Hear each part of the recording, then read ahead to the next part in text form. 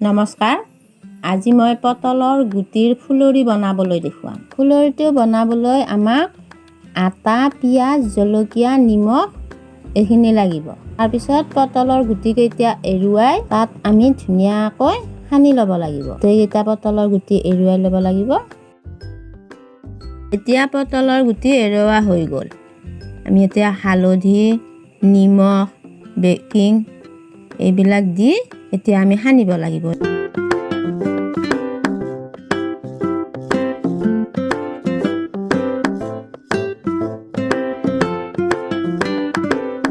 এতিয়া পানী দি লাহে লাহে গোটেইখিনি ভালদৰে মিহল কৰি সানি ল'ব লাগিব।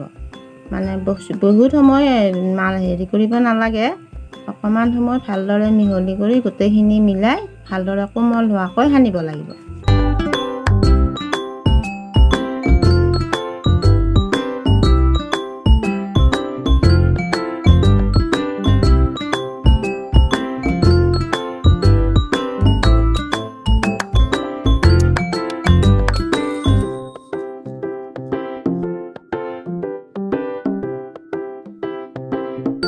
এতিয়া আমি কেৰাহীত তেল দিলোঁ। তেলখিনি গৰম হোৱাৰ পিছত এটা এটাকৈ ফুলৰি কেইটা বহাই দিলোঁ। তাৰপিছত অকণমান ৰঙচুৱা হোৱালৈ ভাজিব লাগিব।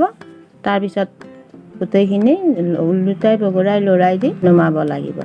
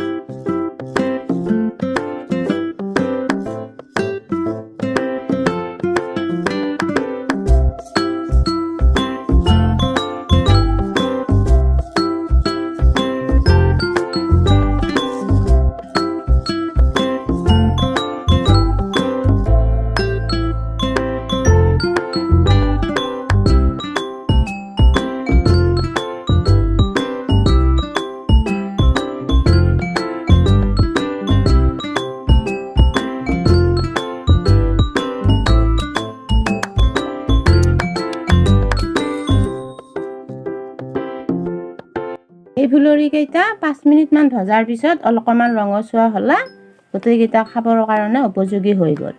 এইকেইটা গৰমে গৰমে আপোনালোকে চাহৰ লগতো খাব পাৰে, ভাতৰ লগতো খাব পাৰে, যেনেকৈ ইচ্ছা আপোনালোকে তেনেকৈ খাব পাৰে।